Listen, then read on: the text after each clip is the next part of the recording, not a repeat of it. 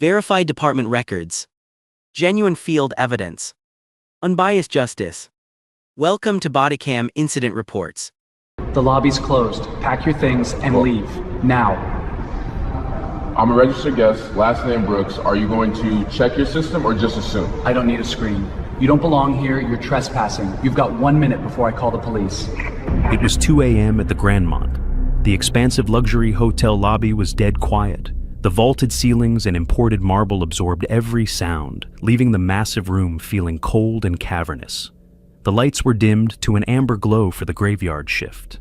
The long mahogany front desk sat entirely empty, the faint blue light of dual computer monitors cutting through the shadows.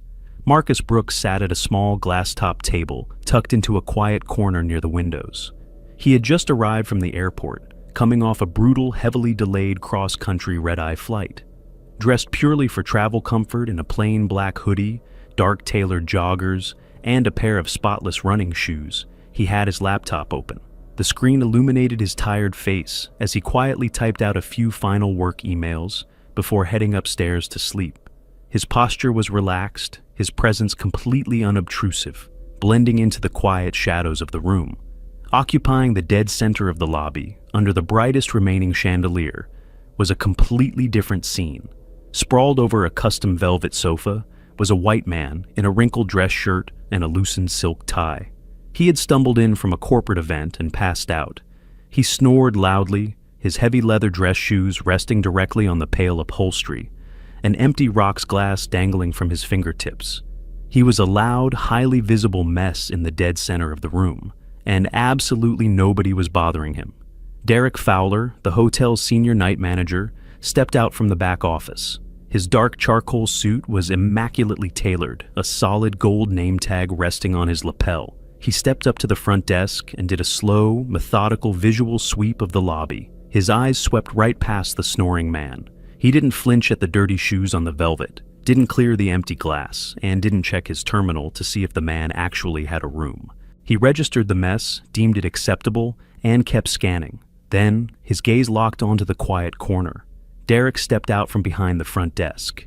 He bypassed the sleeping man entirely, marching in a straight, aggressive line directly toward Marcus. He stopped just inches from the small glass table, planting his feet and crossing his arms. Before we watch this night manager throw away his career over a single assumption, hit that like and subscribe button. And let me know in the comments, what city are you watching from today? There was no polite greeting. There was no request to see a room key or verify a name. The lobby is closed to the public, Derek stated. His voice was sharp, projecting a flat, uncompromising authority that echoed slightly in the empty room. You need to pack up your items and exit the property. Marcus stopped typing. He didn't jump, and he didn't scramble to close his laptop. He simply rested his palms flat on the keyboard and slowly looked up. I'm working, Marcus replied, his baritone voice quiet but firm. I'm a guest here. Derek let out a short, highly audible breath of disbelief. He leaned back slightly, doing a slow, exaggerated visual assessment of Marcus. He took in the plain black hoodie, the casual joggers, and the lack of visible luggage around the table. Sir, I know exactly what a paying guest looks like, Derek said, his tone dropping into a cold corporate register. People who belong at the Grandmont don't sit in the lobby at 2 a.m. looking like that. You are trespassing. Gather your things and head for the revolving doors right now. Marcus didn't raise his voice to defend his wardrobe. He didn't offer an explanation about his delayed flight or his corporate status. He simply reached forward and pushed the screen of his laptop down halfway, the mechanical click sounding loud in the tense silence. My last name is Brooks, Marcus said, his voice entirely level. He looked directly into Derek's eyes, refusing to break contact. Walk over to your desk and check your system. Derek didn't move an inch. He didn't even glance back toward the glowing monitors just 30 feet away. I don't need a screen to tell me who is a guest and who isn't, Derek stated. He reached down to his belt and unclipped a heavy two-way radio, his thumb hovering over the side button. You have exactly 1 minute to walk out that door before I have you physically removed. The heavy black radio clipped to Derek Fowler's belt cracked. A sharp, hissing burst of static cut straight through the quiet of the lobby. Derek didn't break eye contact. He pressed his thumb firmly against the transmit button on the side of the device. A small red indicator light, glowing against his knuckles in the dim lighting. "Overnight security to the front lobby," Derek ordered. His voice was clipped, cold, and projected clearly across the open space.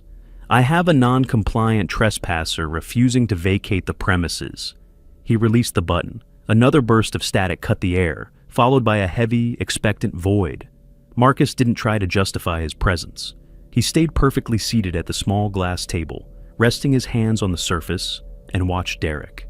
"Your system is right behind you," Marcus said, his baritone voice carrying cleanly through the space. "Type my last name." Derek stepped half a pace closer, deliberately invading the physical space around the table. "I don't take orders from people walking in off the street," Derek shot back, his jaw tight. "I told you to gather your things. You chose to sit there and argue." Heavy, rapid footsteps echoed from the far corridor. A broad-shouldered security guard in a dark gray blazer emerged from the service hallway at a jog, his hand resting instinctively on his heavy utility belt. He rounded the corner, expecting to find a physical altercation.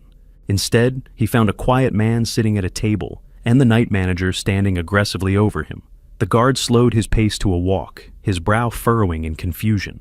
He glanced past the confrontation, his eyes briefly landing on the drunk white man still sprawled across the velvet sofa in the center of the room. The guard looked away from the sleeping man and turned back to Derek. "Sir," Derek pointed a stiff manicured finger directly at Marcus. "Take a position between this table and the main revolving doors," Derek instructed the guard. "Do not let him wander around the property. He stays right there." The guard shifted uncomfortably, recognizing the complete lack of a physical threat, but he nodded silently. He moved across the lobby to block the primary exit path. He planted his feet near the glass doors, standing with his hands folded in front of him, effectively boxing Marcus into the corner. Derek looked back down at the table. "You had your chance to leave quietly. Now you can wait right here." Marcus didn't argue against the blockade. He reached forward and pushed his laptop screen down until the hinges clicked shut.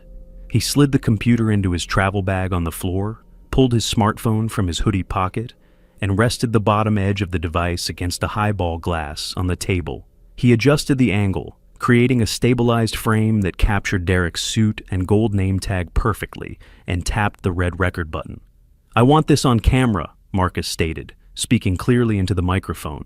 "I am a registered guest at this hotel. My last name is Brooks. I have asked you to verify my name in your system, and you are refusing. You have now instructed security to block my exit." Derek stared at the dark glass lens of the phone, his face tightened with sudden, brittle fury. "Put that device away right now," Derek demanded, his voice raising a full octave and cracking slightly under the pressure. "You are not authorized to film on private property." Marcus didn't touch the phone. "I am documenting your refusal to check your system." Derek reached into his suit jacket and pulled out his own smartphone. He dialed 3 digits and lifted the phone to his ear. He turned his body slightly, ensuring his voice would project clearly, but making absolutely sure the microphone on Marcus's phone caught every word. The faint ringing of the emergency line could be heard in the quiet lobby. Then, the connection clicked open. "Yes, operator, this is the night manager at the Grandmont Hotel," Derek said. His voice immediately shifted. The sharp, combative tone he had just used vanished entirely. He dropped his pitch, speaking with a breathless, urgent distress. Marcus sat completely silently, his camera quietly recording the performance. "I need police dispatch to our main lobby immediately," Derek continued, staring directly into Marcus's eyes as he spoke into the receiver. "I have a highly aggressive trespasser. He is refusing to leave the property. He is harassing my staff, and I fear the situation is about to become violent." 10 minutes later, the flashing red and blue lights of 2 patrol cruisers washed over the circular driveway of the Grandmont. The intense strobes bled through the massive floor-to-ceiling windows, casting sharp, rotating shadows across the empty mahogany front desk and the expansive marble floors. The heavy automatic doors slid open. A burst of radio static cut through the quiet lobby. "Unit 4, Bravo, on scene." 2 city police officers stepped into the building. They were geared for a priority dispatch. The lead officer, a tall veteran with a blinking body camera mounted to the center of his chest plate, stepped past the threshold and immediately stopped to assess the environment. His younger partner fanned out to the right, taking a tactical angle to secure the massive room. They scanned the space, actively looking for the hostile, out-of-control trespasser the 911 operator had warned them about. Derek Fowler didn't wait for the officers to clear the room. He immediately abandoned his stance near the glass table and power-walked across the lobby, intercepting law enforcement near the entrance. "Officers, Derek Fowler, Senior Night Manager. Thank you for the rapid response," Derek said, his voice clipped and urgent.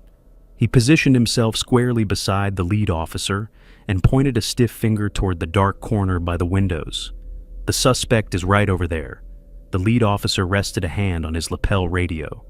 Dispatch reported a highly aggressive individual refusing to leave the premises. "What is the exact situation, sir?" Derek spoke loudly, ensuring his voice carried across the empty room. "He walked in off the street. When I informed him the lobby was closed to the public and instructed him to leave, he became uncooperative. He is refusing to vacate private property, he is filming my staff, and he is refusing to identify himself. I want him officially trespassed and removed from the hotel right now." The lead officer gave a short, procedural nod. His face remained impassive. "We'll handle it. Stay behind us." The two officers began their walk across the expansive lobby. Derek trailed closely behind them. The hotel security guard, who had been blocking the exit, silently stepped backward against the wall to let law enforcement pass. As the officers crossed the center of the room, the younger partner's eyes flicked toward the brightest chandelier. Directly underneath it, a white man was still passed out on the custom velvet sofa, an empty rocks glass dangling from his hand. The younger officer slowed his pace slightly, clearly registering the highly visible mess. He glanced back at Derek. Derek didn't even look at the couch. "Not him," Derek snapped, pointing toward the corner. "The one in the hoodie." The officer mentally logged the glaring discrepancy, but continued following the manager's lead. The heavy boots of the officers stopped roughly 3 feet from the glass table. The physical reality sitting in front of them completely contradicted the frantic 911 dispatch. Marcus Brooks was seated comfortably at the table. Both of his hands were placed flat, palms down, and completely empty on the clear glass surface. The only active element on the table was the smartphone propped against a highball glass. The screen was illuminated, the red recording timer ticking upward, the camera lens capturing the officer's approach in perfectly stabilized high definition. Marcus kept his eyes locked on the lead officer. He simply sat perfectly still, letting Derek's aggressive, fabricated narrative hang in the dead air. The lead officer looked at the glowing lens of the recording phone, then back up to Marcus's face. He didn't reach for his handcuffs. He didn't issue an order to stand up or put hands behind the back. He simply stood his ground, letting the blinking green light of his own body camera sync with the recording on the table. "Good evening, sir," the lead officer said. His voice was flat, strictly procedural, and entirely devoid of the hostility Derek had tried to manufacture. "The manager of this property has officially requested your removal. Before we proceed any further, I need you to provide a government-issued ID." The officer's request for identification seemed to suspend the entire lobby in place. Even Derek stopped moving. In Derek's experience, this was the part where people started talking too fast. They argued about rights. They claimed they had a room upstairs. They patted empty pockets and said their wallet was in the car. They got loud. They got sloppy. They gave him something to use. Marcus did none of those things. Marcus moved only once. He slipped a hand into the pocket of his joggers, pulled out a slim leather wallet, and slid his driver's license free with 2 fingers, like a man who had no doubt how this would end. The lead officer stepped forward and took the plastic card. He pulled a small tactical flashlight from his utility belt and clicked it on. The harsh white beam cut through the dim lobby lighting, illuminating the ID and catching the holographic state seal. The officer read the details carefully. Brooks, Marcus. He looked up, shining the beam slightly off-center to illuminate Marcus's face without blinding him. It was a perfect, undeniable match. The man at the table didn't smell like alcohol. His eyes were clear. His breathing was even. Nothing about him matched the frantic story Derek had fed dispatch. The officer clicked his flashlight off and handed the ID back. "Thank you, Mr. Brooks," the officer said quietly. Derek shifted his weight, his leather shoe scuffing loudly against the marble. "Officer, with all due respect, his name doesn't matter. He is trespassing on private property, and I want him removed. Now." Marcus didn't look at Derek. He kept his eyes fixed entirely on the lead police officer. "Officer," Marcus said, his baritone voice calm, precise, and carrying perfectly into the microphones of the two active body cameras. "I am a registered guest at this hotel. I have been sitting here quietly after a delayed flight. I asked this manager to walk 30 feet to his front desk and type my name into his computer to verify my room. He explicitly refused, detained me with security, and called 911 to report a violent trespasser." Marcus paused, letting the weight of the false 911 call settle over the officers. "I am not asking to leave," Marcus continued. "I am asking you, as law enforcement, to instruct this manager to walk back to that desk, touch his keyboard, and verify my room the way he should have done before he called you." The lead officer turned his head slowly. He looked at Derek. The shift in the room was immediate. Seconds earlier, Derek had been standing beside the officers like the owner of the truth. Now the lead officer was looking at him the way cops look at people who may have just dragged them into a false call on camera. "Sir," the lead officer said, his voice dropping its polite edge and adopting a heavy, unyielding command tone. "Run the name." Derek's mouth tightened. The answer didn't come as fast this time. "Officer, I have worked here for years. I know exactly who—" "Run the name, sir," the officer repeated, stepping squarely into Derek's physical space. He pointed a thick finger toward the glowing dual monitors behind the mahogany counter. "Right now." The entire lobby seemed to hold its breath. Even the security guard near the doors went rigid, suddenly aware that the next 30 seconds were going to decide who had lied to the police. Derek turned so sharply his shoe skidded on the marble, then strode back toward the front desk with the stiff, furious posture of a man who already hated the result he hadn't seen yet.